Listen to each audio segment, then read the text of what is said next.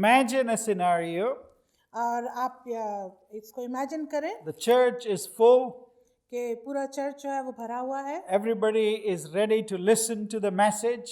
और हर एक जन तैयार है संदेश को सुनने के लिए। And the pastor comes onto the pulpit and he taps the mic and he says, और जो पासवान हैं वो पुलपिट पर आकर वो माइक को थोड़ा सा हिलाते हैं और बोलते हैं, "We got a letter from Jesus in heaven.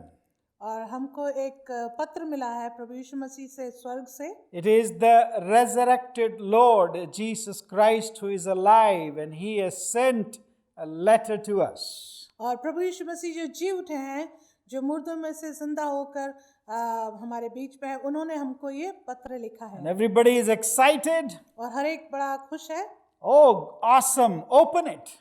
और सब पासवान से बोलता है ये तो बहुत अच्छी बात है, आप इसको खोलें। And the first words that come out of this letter और जो पहला शब्द इस खत में से निकलता है is Jesus saying, वो यीशु कह रहे हैं, "I had heard this nasty rumor that you guys were alive." और मैंने ये एक बड़ी बुरी खबर सुनी है कि आप लोग सब जीवित हैं। Yeah, let me repeat that. मैं इसको दोबारा दोहराता हूँ। Jesus' words to the church are, यीशु मसीह के शब्द कलीसिया के लिए that हैं I heard a nasty rumor about you, कि मैंने एक बहुत गलत गंदी खबर आप लोग के बारे में that सुनी है you are still alive. कि आप अभी भी जिंदा हो। Oh, that's not good. अरे ये तो अच्छी बात नहीं है, So what do we do? तो हम क्या करें? Well, what happens if we don't obey you, Lord? If the church were to say to the pastor, "Oh, we don't care about this letter. We don't care what he has written. He's always been criticizing us." तो हो सकता है आप लोग बोलें कि हम इस खत पर विश्वास नहीं करते और हम इस पे ज़्यादा ध्यान भी नहीं देंगे क्योंकि ये हमेशा हमको क्रिटिसाइज करते हैं। Well, the pastor says, तो पास्टर कहते हैं, now this is how the letter concludes, and I want to read that to you. और अब ये जो खत्म होता है किस प्रकार से, वो मैं आपको पढ़ के सुनाता If हूँ। you don't listen and obey, यदि आप उसको सुनेंगे नहीं और उसको मानेंगे नहीं, I am going to shut your church down forever and you will be damned forever. और अगर आप नहीं सुनेंगे और उसको नहीं मानेंगे जो आखिर में लिखा है इस खत में, तो मैं इस कलीसिया को बंद कर दूंगा और आपके लिए कोई समय नहीं रहेगा। My friends, this is not just an imaginary letter. मेरे मित्रों, ये केवल काल्पनिक पत्र ही नहीं है। Something very similar happened about 2000 years ago. और कुछ ही सी समान ऐसी हुई 2000 वर्षों पहले। That after Jesus' resurrection, प्रभु यीशु मसीह के जी उठने के बाद, a couple of decades later, कई डेकेड्स के बाद, when the church was growing, और जब कलीसिया बढ़ रही थी, when the church had been established in scores of places around the world, और जब कई जगह पर कलीसियाओं की स्थापना हो रही थी पूरी when दुनिया भर में, his apostles who had worked hard all their lives, और प्रभु यीशु मसीह के चेलों ने पूरी जिंदगी भर काफी मेहनत करी, they were on different missionary journeys around the world. और पूरी दुनिया में अलग अलग जगहों पर वो मिशनरी यात्रा में They थे। had planted these churches. उन्होंने कई कलीसियाओं को स्थापित But किया, now these churches had become complacent. They were very, very satisfied and inward looking. और अब जो ये कलीसियाओं की चर्चेस की स्थापना हुई, ये बड़े अपने आप में संतुष्ट हो गए और बस केवल अंदर तरीके से देखने लगे। So Apostle John was one of the last apostles to remain alive. इसलिए जो यूहन्ना प्रेरित है, ये आखिरी प्रेरित थे जो जिंदा थे। He was spending his last years in isolations on the island of Patmos, as we have seen last Sunday. और जैसा हमने पिछले इतवार को देखा कि यूहन्ना प्रेरित जो है वो पतमस टापू पर अकेले हैं। That Jesus visits him, प्रभु यीशु मसीह उसको विजिट करते हैं, and John worships him. और यूहन्ना प्रेरित उनकी आराधना करते So हैं। that is the celebration of a resurrected Lord. और ये एक खुशी का समय है जी उठे प्रभु यीशु मसीह के लिए, That we worship Jesus and we celebrate Jesus and his resurrection. कि हम प्रभु यीशु मसीह के जी उठने को मनाते हैं। But my dear friends, the thing and the story doesn't end there. पर मेरे मित्रों, ये कहानी यूं ही नहीं खत्म हो जाती। Resurrection is not a one-day event. और जी उठना प्रभु यीशु मसीह का केवल एक दिन की घटना नहीं है। Resurrection is not a festival to be celebrated once in a year. और जो प्रभु यीशु मसीह का जी उठना है वो एक दिन का साल भर में त्योहार की तरह मनाना नहीं है। But this resurrected Lord Jesus Christ, पर ये यीशु मसीह जो जी उठे हैं, he appeared to Apostle John and he began to give his letters to be dictated to the churches around that time.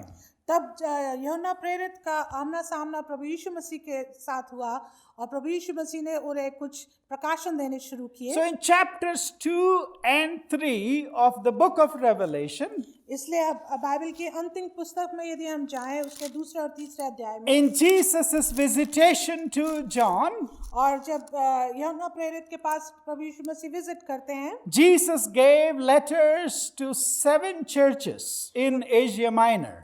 तो प्रभु यीशु मसीह ने एशिया माइनर में यूहन्ना प्रेरित को कुछ पत्रियां बताई। And who are these churches? Who are these people who were receiving these letters? और ये कौन-कौन सी कलीसियाएं हैं, कौन-कौन से चर्चेस हैं जो इन पत्रियों को पाते हैं? Now, in chapter 2 and 3, you will find their names. और अध्याय 2 में और 3 में आप इन कलीसियाओं के नाम पाएंगे। The church in Ephesus, और एफिसियों की कलीसिया, in Smyrna, स्मरना की in कलीसिया, Pergamum, परगमम की in कलीसिया, Thyatira, और थियाटिरा की कलीसिया, in Sardis, और सार्डिस को भी देखेंगे, in Philadelphia, और फिलाडेल्फिया भी in देखेंगे, Laodicea. और लौदीकिया की कलीसिया के बारे में These भी are some देखेंगे। of the churches और ये कुछ कलीसियाएं हैं to which Jesus gave letters to be written to.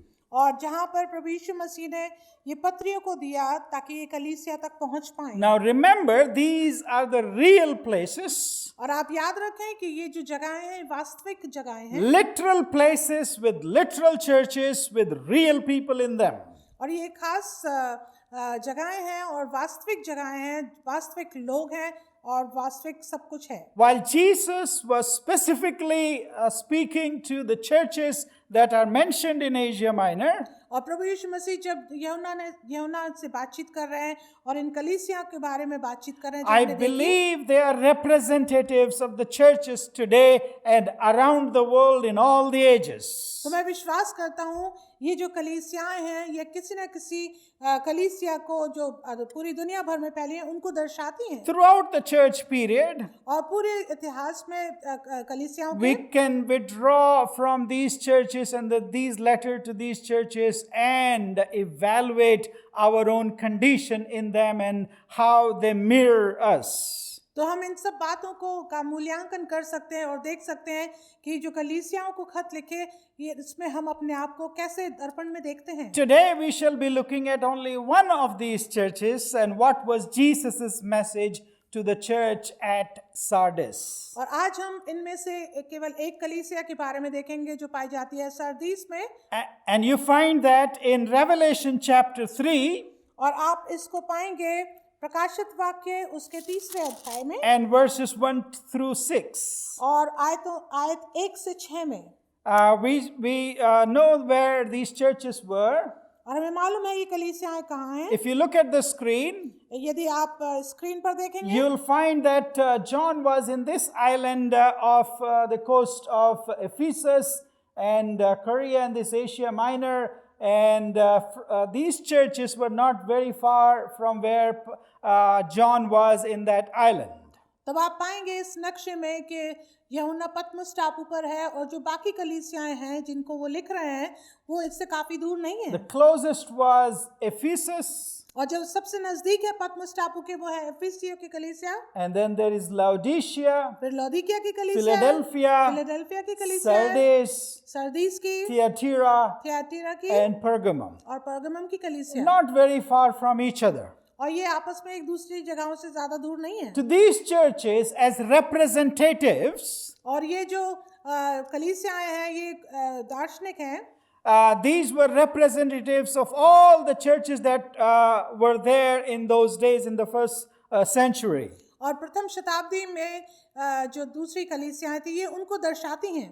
And today, as we look at the letter to the church at Sardis, और आज जब हम इस पत्री को देखते हैं जो सार्दिस की कलीसिया को लिखी गई, not very far from Ephesus, ये इफिसुस से काफी दूर नहीं, we do not know who planted that church. हमें नहीं पता उसकी स्थापना किसने करी, We do not know how long that church has been there. हमको नहीं मालूम वो कब से वहां पर है, But we know that this church was real, that place is real, and there were real, literal people in that church in Sardis. पर मेरा विश्वास है और मुझे पूरा विश्वास है इस वचन पर कि ये कलीसिया वास्तविक है, लोग वास्तविक हैं और ये पत्र उनको लिखा गया। Now, Sardis is considered in the history as a great city in those days. और सरदीस जो है ये एक बहुत ही ऐतिहासिक जगह है जो उन दिनों में थी। It was a great city and it is now in modern Turkey.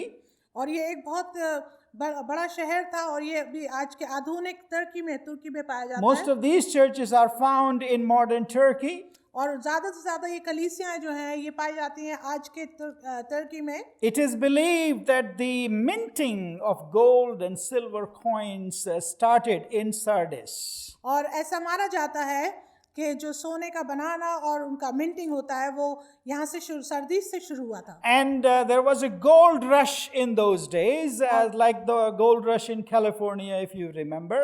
और यदि आपको कैलिफोर्निया का गोल्ड रश याद होगा तो ऐसा सुनने में आता है कि ये यहाँ पे शुरू हुआ। So this small place became quite a large town and a very famous town because of the trade. और क्योंकि ये छोटी जगह जरूर थी लेकिन इसके व्यापार की वजह से ये बहुत ही मशहूर जगह हो Now गई। there was a temple of Artemis, और यहाँ पर एक मंदिर था आर्टेमिस का which also became very famous in those days. जो उन दिनों में काफी मशहूर हो गया। So this city is called in the history a great city of the world in its time. और ये अपने समय में उस समय में ये बहुत ही प्रसिद्ध एक शहर माना जाता The था। city was divided into two tiers. और इस शहर को 2 टियर्स में बांटा गया। On the hill, a beautiful hill, all the high class rich people resided. और जो ऊपर का भाग था पहाड़ी इलाका उसमें केवल जो धनी लोग थे, संपन्न लोग थे वो रहते थे। And in the valley, the laborer class and the poor people lived. और वादी में गरीब लोग और जो मेहनत करने वाले थे वो रहते But थे। because of the gold, पर क्योंकि वहां पर सोना था, it was actually a very rich city. वो वास्तव में एक बहुत ही धनी जगह थी। It was very prosperous. वो बहुत ही संपन्न जगह थी। Everything that you could imagine in those days was found in Sardis. और जो कुछ भी आप कल्पना कर सकते वो इस शहर में सार्दिस में पाया The जाता था। ports for the trade were not very far off, maybe 1 hour drive. और वहाँ के जो पोर्ट थे वो भी ज्यादा दूर नहीं थे। You can imagine it like one of these cities like Vancouver today. और आप उसको यदि कल्पना करें तो वो यहाँ जो वैंकूवर है उससे आप उसकी तुलना कर सकते हैं। Prosperous, beautiful, magnificent. और बहुत ही सुंदर, संपन्न और बहुत बड़ी। Everything is going great for the city. और उस शहर में सब कुछ अच्छा चल रहा And है। there was a tiny church in that city. और इस शहर में एक छोटी सी कलीसिया है। Jesus thought about it. प्रभु यीशु मसीह ने उसके बारे में सोचा। He instructed John to write a letter to the church at Sardis. और प्रभु यीशु मसीह ने इंस्ट्रक्ट किया, आदेश दिया यूहन्ना प्रेरित को कि वो एक पत्र लिखे सार्दिस की कलीसिया। And what does Jesus say to this church? और यीशु ने इस कलीसिया को क्या कहा? To the angel of the church in Sardis, write these words. Can somebody read these verses for us, please? Anybody? Sardis की कलीसिया के दूत को यह लिख, Yeah. जिसके पास परमेश्वर की 7 आत्माएं और 7 तारे हैं, वो ये कहता है कि मैं तेरे कामों को जानता हूँ। तू जीवित तो कहलाता है पर है मरा हुआ। जागृत हो और उन वस्तुओं को जो बाकी रह गई हैं और जो मिटने को हैं उन्हें दृढ़ कर, क्योंकि मैंने तेरे किसी काम को अपने परमेश्वर के निकट पूरा नहीं पाया। इसलिए स्मरण कर कि तूने कैसी शिक्षा प्राप्त की और सुनी थी और उसमें बना रहे और मन फिरा। यदि तू जागृत ना रहेगा तो मैं चोर के समान आ जाऊंगा और तू कदापि ना जान सकेगा कि मैं किस घड़ी तुझ पर आ पड़ूंगा। पर हाँ, सरदीस में तेरे यहाँ कुछ ऐसे लोग हैं जिन्होंने अपने अपने वस्त्र अशुद्ध नहीं किए, वे श्वेत वस्त्र पहने हुए मेरे साथ घूमेंगे, क्योंकि वे इस योग्य हैं। जो जय पाए उसे इसी प्रकार श्वेत वस्त्र पहनाया जाएगा, और मैं उसका नाम जीवन की पुस्तक में से किसी रीति से ना काटूंगा, पर उसका नाम अपने पिता और उसके स्वर्गदूतों के सामने मान लूंगा। जिसके कान हो वो सुन ले कि आत्मा कलीसियाओं से क्या कहता है। All right, so here is Jesus addressing to the church in Sardis. और यहाँ पर यीशु मसीह इस सरदीस की कलीसिया से बातचीत कर रहे हैं। Of all these 7 churches, और इन 7 कलीसियाओं में से 5 churches that Jesus mentions and writes to, और 5 कलीसियां जिनके बारे में प्रभु यीशु मसीह चर्चा करते हैं और लिखवाते हैं। he has something very good to say to them. He recommends them, he commends them, he finds something to commend them in all the 5 churches out of the 7. और इन 7 कलीसियाओं में से 5 कलीसियाओं के लिए प्रभु यीशु मसीह बड़ी उनको प्रशंसा करते हैं और अच्छी बातें उनके बारे में बोलते हैं। Except for 2 churches. और दो कलीसियाओं के अलावा, One is this Sardis एक तो ये सरदीस की and the कलीसिया है, church in Philadelphia. और एक और कलीसिया है जो फिलाडेल्फिया That है। Jesus does not find anything commendable in these churches. कि प्रभु यीशु मसीह को कुछ भी उसमें प्रशंसा योग्य बात नहीं दिखी। Especially for Sardis, खास तौर से सरदीस की कलीसिया he के लिए neither commends nor condemns this church. ना वो प्रशंसा करते हैं ना वो उन पे दोष लगाते हैं। He simply conveys to them what he knows about them. वो केवल उनसे वही बोलते हैं जो वो उनके बारे में जानते हैं। And he says, you have a great reputation. और वो कहते हैं कि तुम्हारे बारे में काफी अच्छी बातें सुनी हैं। And this reputation is about your works. और ये जो अच्छी बातें हैं ये तुम्हारे कामों के लिए हैं। Everybody seems to be talking about you. और हर एक जन जो है तुम्हारे बारे में बातचीत कर रहा है। This church seemed to have a great program or programs. और ये जो कलीसिया है इसमें बहुत अच्छे प्रोग्राम्स चल रहे हैं। Everything was going perfectly for them. और हर एक चीज बड़ी सिद्ध तरीके से हो They रही है। enjoyed their activities. और वो अपने कामों को बहुत ही खुश हो रहे हैं। They were busy doing things. और वो बहुत ही व्यस्त हैं कामों को करने में। But Jesus says, परंतु प्रभु यीशु मसीह कहते हैं you are dead. तुम तो मरे हुए हो। Now, if somebody said if some pastor said these things about a church, और यदि आज पासवान ऐसी बात को अपनी कलीसिया को बोले, he may no longer serve that church anymore. तो हो सकता है उसको दोबारा और उस कलीसिया में ना रखा And he जाए। says, I have not found your works complete. और मैंने तुम्हारे कामों को पूरा नहीं अधूरा देखा। Even though you have works, और चाहे तुमने काम किया you हो, have projects, तुम्हारे पास प्रोजेक्ट होंगे you have great things going on, और बड़ी चीजें चल रही I होंगी, found them lacking from God's perspective. In the sight of God, they are nothing and you are dead. लेकिन परमेश्वर की नजर में ये कुछ भी नहीं और तुम मृतक हो। And when you are not complete in the eyes of God, और जब तुम पूरी तरह से जब तुम अधूरे हो परमेश्वर की निगाह में, you are good for nothing. तो तुम किसी काम के नहीं। Our works, हमारे कार्य, our great programs, हमारे बहुत बड़े our प्रोग्राम, great activities हमारी बड़ी activities are nothing before the Lord when He says you are almost dead or you are dead and they are not complete in the eyes of God.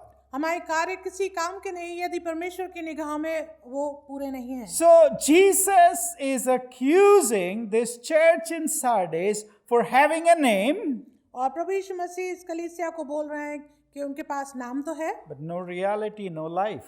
लेकिन उसमें कोई जीवन नहीं, कोई सच्चाई नहीं। They were living by their name, their reputation, वो केवल अपने नाम के कारण चल रहे थे। their beauty, their magnificent, their programs and their activities were only skin deep. और उनकी जो कार्य जो वो कर रहे थे वो केवल स्तर पर ही थे। He says, yes, I know your works. प्रभु यीशु मसीह कहते हैं हाँ मुझे तुम्हारे काम मालूम है। You seem to be great and have earned a reputation and a name for your works.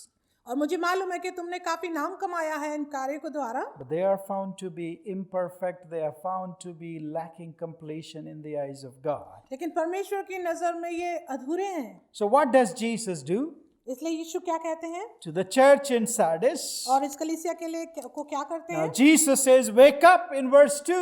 प्रभु यीशु मसीह कहते हैं उनसे जागृत हो, Strengthen what remains and is about to die, for I have found your deeds unfinished in the sight of my God.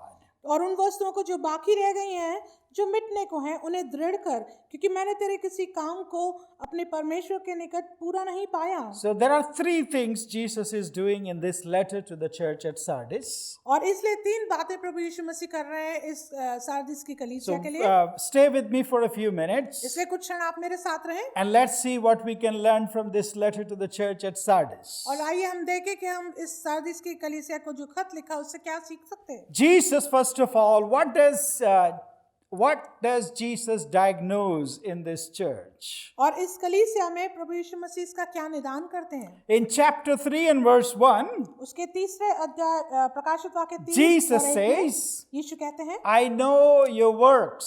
मुझे तुम्हारे कार्य मालूम हैं You have the reputation of being alive, और तुम्हारे काम जो है वो दिखाते हैं कि तुम जिंदा हो, but you are dead. पर तुम तो मरे हुए हो। This is how Jesus diagnoses the church in Sardis. और इस तरह का निदान प्रभु यीशु मसीह करते हैं सारदिस की कलीसिया के लिए। You know, some people say, कुछ लोग कहते हैं if you don't have anything nice to say, कि यदि तुम्हारे पास कुछ अच्छा कहने को नहीं don't say anything at all. तो तुम कुछ भी ना कहो। Jesus doesn't abide by that rule. प्रभु यीशु मसीह ऐसा नहीं मानते। He says as it is. प्रभु यीशु मसीह कहते हैं जैसा है। He likes to state it as it is, and he is not a hypocrite and he is not politically correct. और प्रभु यीशु मसीह जैसा है वैसा कहते हैं, वो कपटी नहीं, वो दिखावा नहीं करते। Jesus finds this church प्रभु यीशु मसीह देखते हैं इस कलीसिया में rich and powerful, जो बहुत ही धनी और बहुत ही शक्तिशाली है, with lots of works going around, जिसमें बहुत से कार्य चल रहे हैं, and he finds it and says to them, you are dead. लेकिन वो उसको जब देखते हैं तो कहते हैं तुम मृतक समान हो। You guys have this really amazing reputation of being alive in the eyes of the world. दुनिया की आंखों में तो तुम बहुत ही अच्छे और जिंदा दिखते हो। You have a magnificent history. और तुम्हारा इतिहास बहुत ही सुंदर है। You have many rich people in your church. और तुम्हारी कलीसिया में बहुत धनी लोग हैं। You are prosperous. और तुम धन संपन्न हो। You have earned a name for yourself. और तुमने बड़ा नाम कमाया अपने लिए। But I say to you, you are dead. पर मैं तुमसे कहता हूँ तुम मृतक समान हो। What would Jesus, the resurrected Lord, say to our church today if he were to write to us?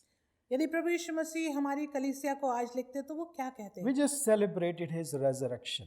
अभी हमने उसके जी उठने के दिवस को मनाया। Are we also ready to listen to his words? क्या हम तैयार हैं उसके वचन को सुनने के लिए Are भी? we ready to accept his diagnosis of our church? क्या हम ये इसके लिए भी तैयार हैं कि प्रभु यीशु मसीह हमारी कलीसिया के लिए क्या निदान And in देते हैं? these days of pandemic, और इस महामारी के बीच में lots of anxious people around, lots of ministries, churches anxious about their survival. और बहुत सी कलीसिया, बहुत से लोग अपने सर्वाइवल के लिए परेशान हैं। And I observe churches and I observe pastors and I observe people. और मैं इन दिनों ध्यान करता हूँ, देखता हूँ लोगों को जो सेवा कर रहे हैं और लोग हैं। Everybody wants to get back to the normal. हर एक जन जो है वो सामान्य स्थिति पर आना चाहता है। But the question is, पर सवाल ये है, does Jesus want the church to get back to the normal? क्या प्रभु यीशु मसीह चाहते हैं कि हमारी कलीसिया और जितने लोग हैं, कलीसियाएं हैं, वो भी सामान्य हो What जाएं? is the normal for the church? तो कलीसिया के लिए सामान्य नॉर्मल क्या है? Some people are doing it online like us. We also put it on YouTube, and many people are going live on Facebook and trying to be alive and trying to do all those kinds of things. और हम इन दिनों देख रहे हैं कि लोग live जा रहे हैं और हम भी अपने चैनल पर वचन को, परमेश्वर के वचन को बांट रहे हैं। And we are complaining and we have lots of things that we don't like to do, but we are forced to do. और इन दिनों में कई चीजें जो हमको करनी पड़ती हैं, जो हम नहीं चाहते लेकिन हमको करनी पड़ती But हैं, we don't realize पर हम इस बात को नहीं जानते। around the world, पूरी दुनिया भर में many churches do not have the luxury of even going live on Facebook or having a YouTube or any of the technology that we take for granted. इन दिनों में कई कलीसियाएं हैं पूरी दुनिया भर में जो यहाँ तक जिनको इतना भी प्रिविलेज नहीं कि वो ऑनलाइन भी अपनी कलीसिया से बातचीत कर पाए। At this very moment, there are churches that are hounded and they are persecuted even for meeting online. और इन दिनों में कई ऐसी कलीसियां हैं जो ऑनलाइन आराधना करने के लिए भी जिनको सताया जा रहा The है। church that we have been doing online or in person or the ordinary way or the normal way is not the normal for the church. लेकिन जो कलीसिया के लिए सामान्य नहीं, जिसको हम नॉर्मल तरीके से कर रहे हैं ऑनलाइन के जरिए या मिलने के द्वारा, My dear friends, God is speaking to us. The risen Lord is speaking to the church through this pandemic. मेरे प्यारे भाई और बहनों, प्रभु यीशु मसीह इस महामारी के दौरान हमसे बातचीत कर रहे हैं, And especially through the church at Sardis, और खास तौर से इस कलीसिया के द्वारा जो सरदीस में है, God is presenting a diagnosis of the church that as He sees it today. और प्रभु यीशु मसीह उसका निदान बताते हैं जैसा वो देखते हैं आज के दिन में। This church was completely indifferent. और ये जो कलीसिया है बिल्कुल फर्क है। It was a bad church because Jesus says so. वो एक खराब चर्च था क्योंकि प्रभु यीशु मसीह ने बोला। Now this church did not have sufferings. इस कलीसिया में कोई परेशानी नहीं थी। Jesus does not talk about persecution in Sardis. और इस सरदीस की कलीसिया के बारे में प्रभु यीशु मसीह कोई सताव के बारे में बात He नहीं करते। talks about other churches, were having sufferings and persecutions. लेकिन दूसरी कलीसियाओं के बारे में प्रभु यीशु मसीह कहते हैं उनको सताव हो रहा था। But no, there is nothing like that going on in Sardis. पर ऐसा नहीं, सरदीस की कलीसिया में ऐसा कुछ नहीं चल As रहा। I said, they were prosperous. जैसे मैंने बताया कि वो धन संपन्न They had थे, a great name उनका बहुत बड़ा नाम था and they enjoyed prosperity और वो खुश थे अपनी धन संपन्नता से, to the extent that they became indifferent completely. वो इतने संतुष्ट थे कि वो बिल्कुल अपने आप को ठीक नहीं मानते थे। So complacent and so inward looking that they forgot about the rest of the world, including the temple right outside their doorsteps, that thousands of people were visiting the temple of Artemis and they had no outreach to them. और वो बहुत ही ज़्यादा अपने अंदर ही संतुष्ट थे और बिल्कुल अपनी दीवारों के अंदर ही झांकते थे, जबकि उनके चारों तरफ उनके आसपास ही अर्तेमिस का मंदिर था जहाँ पर बहुत से लोग पूजा पाठ कर रहे थे और इनको उनकी कोई चिंता नहीं They थी। had become hard-hearted and stiff-necked people in the eyes of God, और ये बहुत ही कठोर हृदय के लोग हो गए थे, to the extent that Jesus says, "You are dead." वो इस तरीके से अपने आप को कठोर कर लिया था कि प्रभु यीशु मसीह कहते हैं तुम मरे हुए हो, Even though your programs are going great. जबकि तुम्हारे काम बहुत अच्छे चल रहे हैं। The tragic thing is Jesus considered this as a dead church. पर दुख की बात यह है कि प्रभु यीशु मसीह इस कलीसिया को एक मृतक के समान बोलते हैं। Do you know any church around you that Jesus would have the same diagnosis of? क्या आप के चारों तरफ आप किसी कलीसिया ऐसी कलीसिया के बारे में जानते हैं जिसको प्रभु यीशु मसीह उसका ऐसा निदान करेंगे? Today, आज in this pandemic, इस महामारी के बीच में is your church like the church described in Sardis? क्या आपका चर्च उस तरीके का है जैसा सरदीस की कलीसिया? Is my church being diagnosed by Jesus today like he did with the Sardis church? क्या मेरी कलीसिया को प्रभु यीशु मसीह ऐसा निदान देंगे, ऐसा मूल्यांकन करेंगे कि हम भी मरे हुए हैं? This time that God has given us to look inward and not into our programs. ये समय प्रभु यीशु मसीह ने हमें दिया है कि हम अपने अंदर देखें, ना कि अपने कार्यों के ऊपर। The risen Lord has a message and a word for us. और जी उठे प्रभु यीशु मसीह के पास हमारे लिए संदेश है। What is this word? और ये संदेश क्या है? What is he trying to say? प्रभु यीशु मसीह हमसे क्या कहना What चाह is रहे he हैं? diagnosing in our lives? वो हमारे जीवन में क्या मूल्यांकन कर रहे हैं? Personally, वो हमारे व्यक्तिगत as जीवन well में as in our community और हमारे समाज में and in our churches, my dear friends. और हमारी कलीसियाओं में मित्रों, Why are we here? हम यहाँ क्यों हैं? Why do we belong to this church? हम क्यों इस कलीसिया Why do you belong to your church? और आप अपनी कलीसिया को क्यों बिलोंग Why करते हैं? does your church exist? क्यों आपका कलीसिया जो है वो एग्जिस्ट करती Is है? it a caring church? क्या वो ध्यान रखने Or वाली is it कलीसिया only an activity church? या वो केवल कार्य करने वाली कलीसिया? Are we eager to go back to the normal of our activities? We don't care.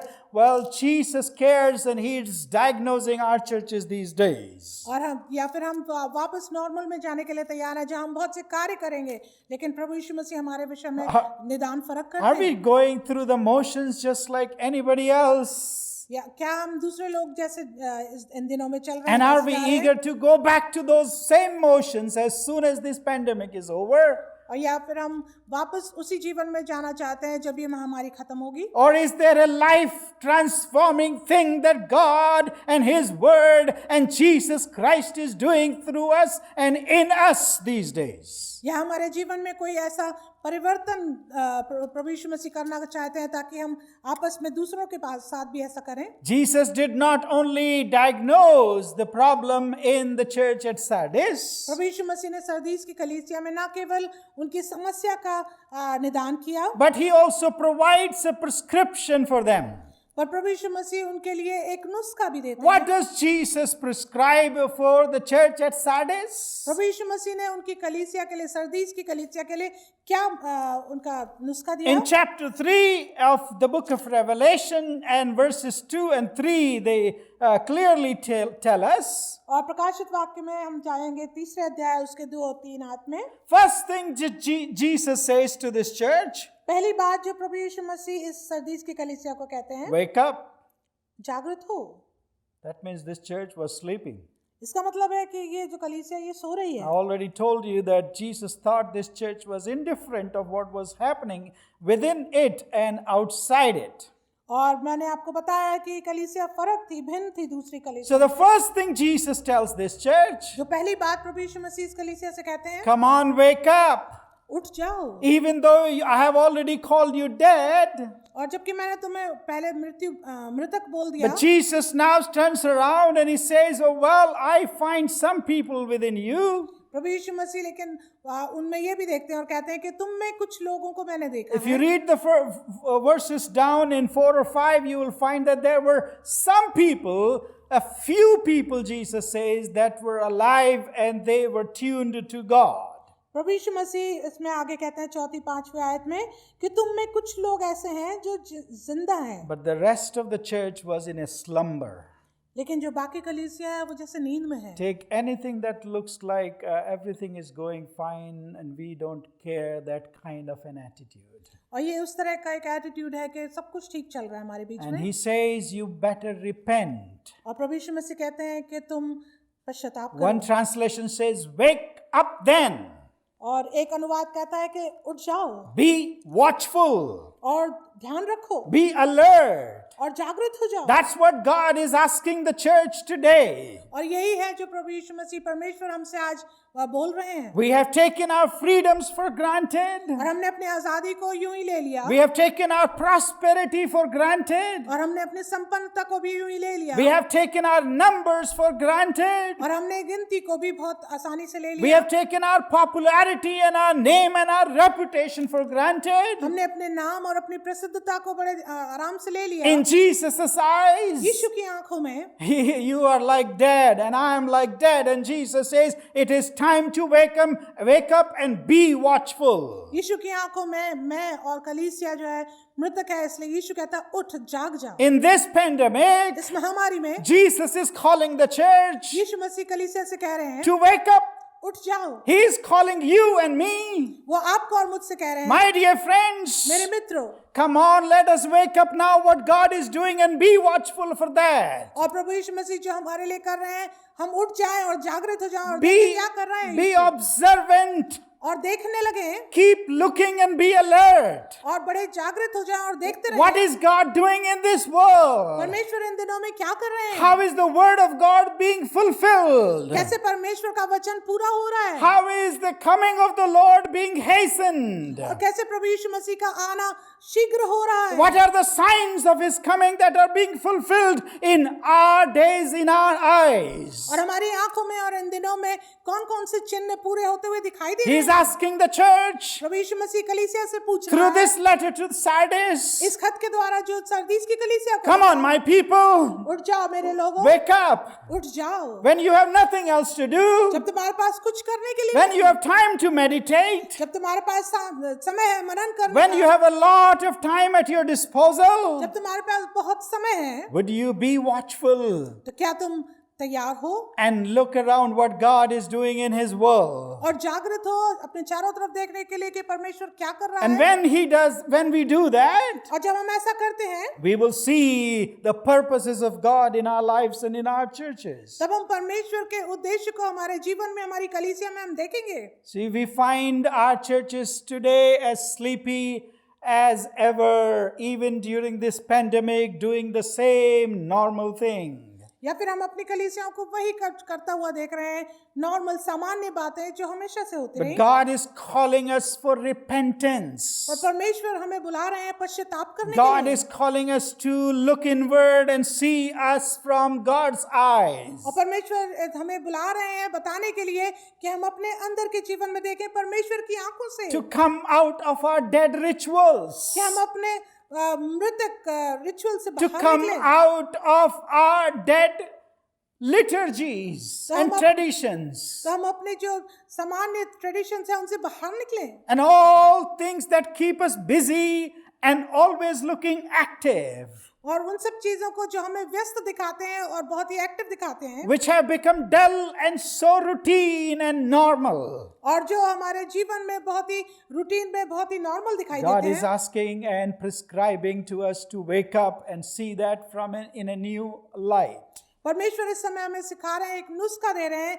कि हम अपने आप में जागृत हो जाएं। This reminds me of a little boy, ये मुझे याद दिलाता है एक छोटे बालक के विषय में, and he used to go to a church with his dad, जो अपने पिता के साथ चर्च जाता था, but he found it very boring.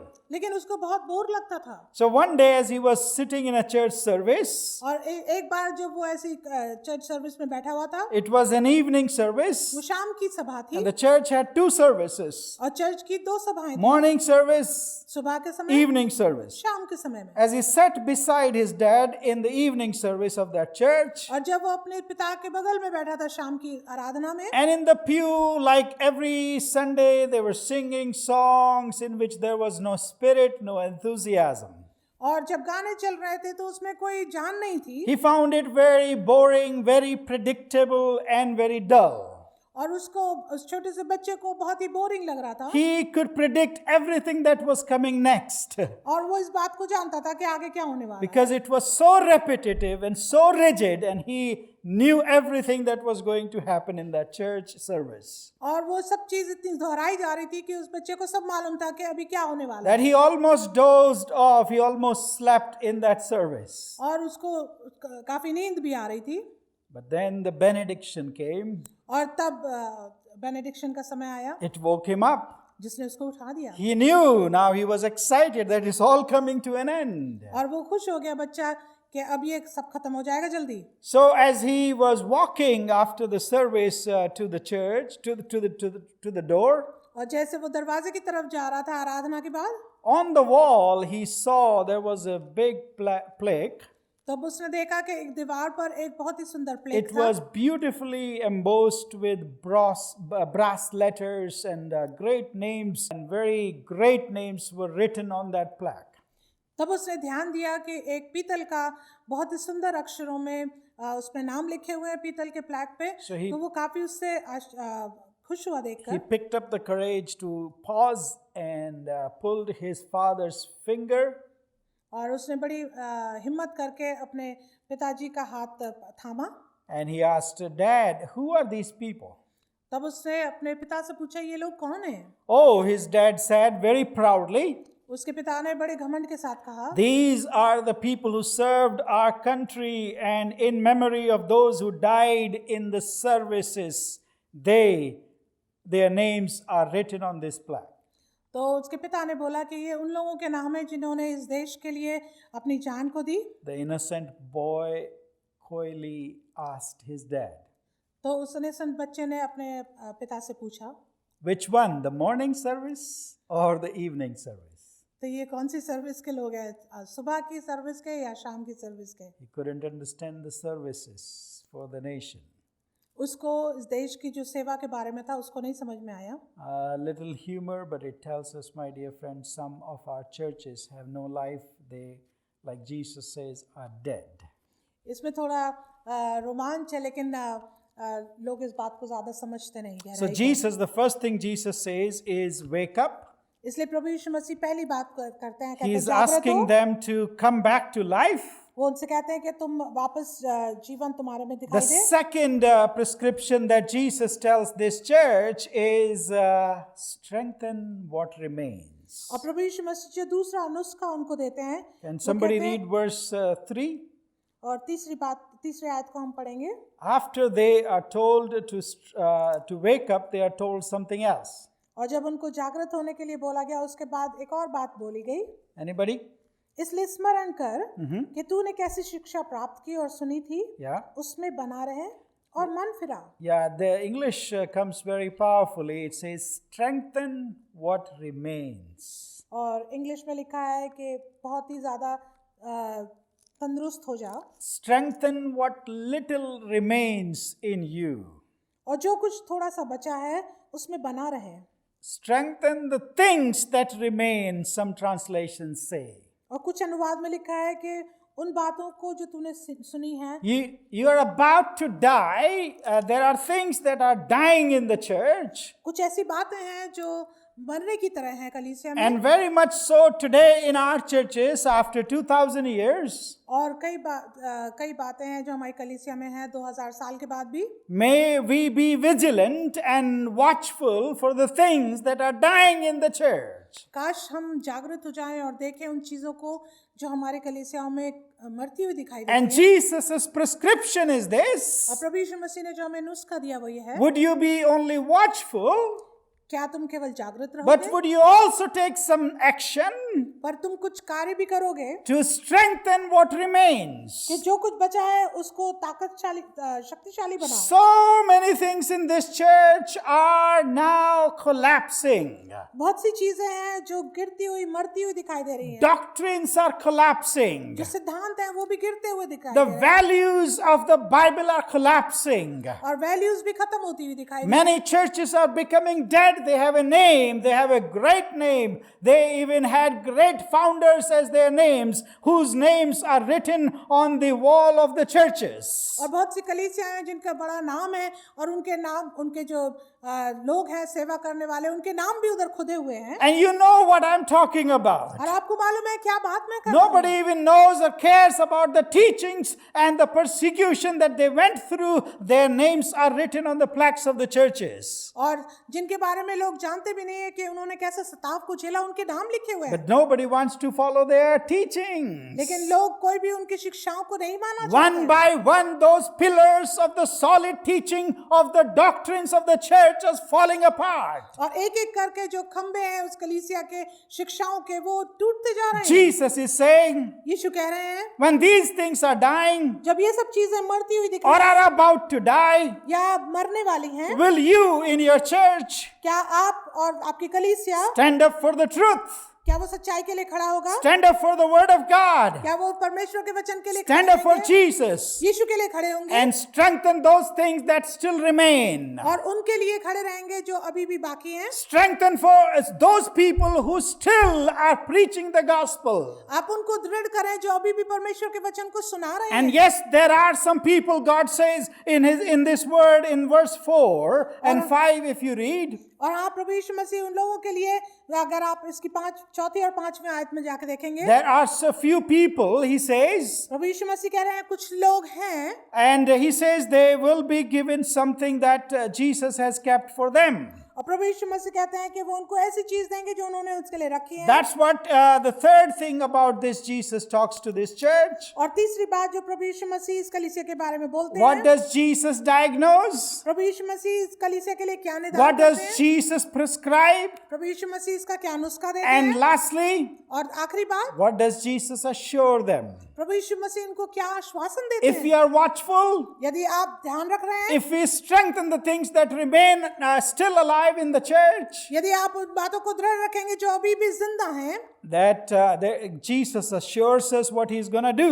प्रभु यीशु मसीह हमें भरोसा देते हैं कि वो क्या करेंगे। Verse 4 and 5. चौथी और पांचवी आयत, You still have a few names in Sardis. कि तुम्हारे सरदीस तुम्हारे बीच में कुछ ऐसे नाम हैं, These people have not soiled their garments by sin. कुछ ऐसे लोग हैं जिन्होंने अपने वस्त्र अशुद्ध नहीं किए पाप They से। have not fallen for the false teachings. उन्होंने अपने आप को झूठी शिक्षाओं में नहीं They डाला, have not fallen to the prosperity preaching that as it was preached in Sardis. और जैसे सरदीस की कलीसिया के बीच में ऐसे संदेश सुनाए जा रहे थे धन्य संपन्नता के बारे में, Jesus promises them, प्रभु यीशु मसीह उनसे वादा करते Jesus हैं, assures them प्रभु यीशु मसीह उनको आश्वासन that देते हैं, I will clothe you in white clothes. मैं Hallelujah. तुम्हें श्वेत वस्त्र से पहनाऊंगा। Now in the Bible, और वचन में we know that हमें मालूम है white color symbolizes purity and holiness, that's what Jesus is looking for. प्रभु यीशु मसीह जिन बातों को ढूंढ रहे हैं वो है श्वेत,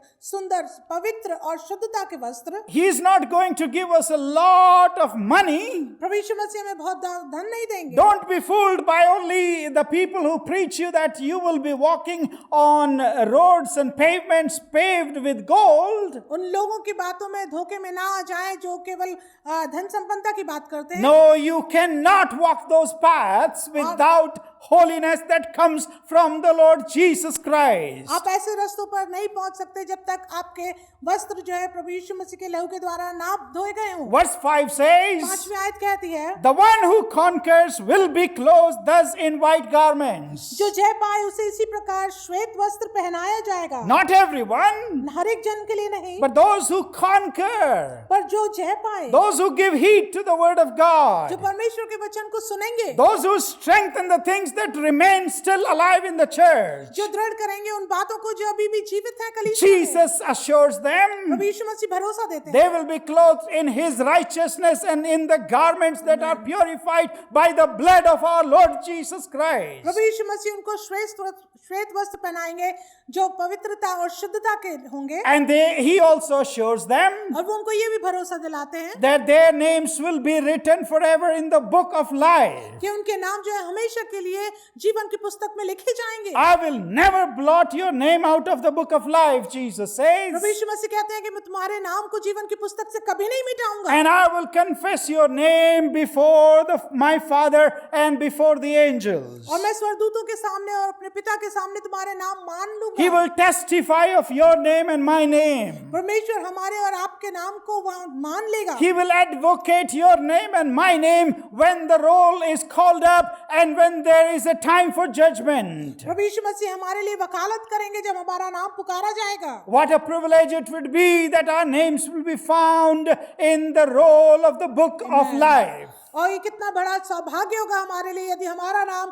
परमेश्वर के सामने उस जीवन की पुस्तक में पाया जाएगा। And if there is an accusation coming in front of us or against us, और यदि कोई हमारे विपरीत में कोई हमारे बातचीत at the करेगा time of judgment, और न्याय के समय में Jesus assures us, यीशु हमें भरोसा देते हैं, I'll be on your side. मैं तुम्हारे साथ हूँगा, I'll advocate for hallelujah. you. मैं तुम्हारी वकालत करूँगा। Nobody can stand when Jesus is defending Amen. me. Hallelujah. और मेरे विरोध में कोई भी नहीं खड़ा हो सकता जब यीशु मेरे साथ है। I will testify for you before my Father. प्रभु यीशु मसीह कहते हैं मैं तुम्हारे सामने खड़ा होऊंगा अपने पिता के साथ में। Jesus is the one who will justify us, and he has Amen. justified, and he will keep our name in the book of life forever. और प्रभु यीशु मसीह है जो हमारे नाम को उस जीवन की पुस्तक में रहने देंगे और हमारे तरफ से बातचीत करेंगे। But my dear friends, it's not for everybody whose names are in the rolls of a church.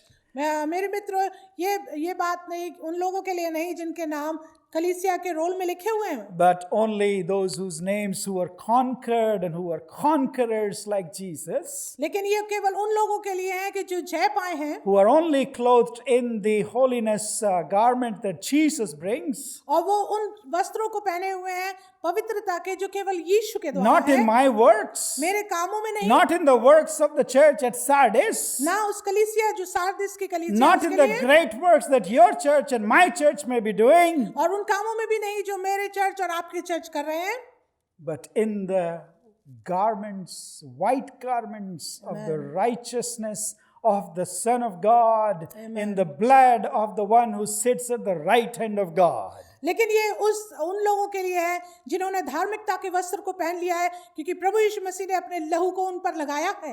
Are you washed in the blood? क्या आप उसके लहू में धोए गए हैं? In the blood of the Lamb.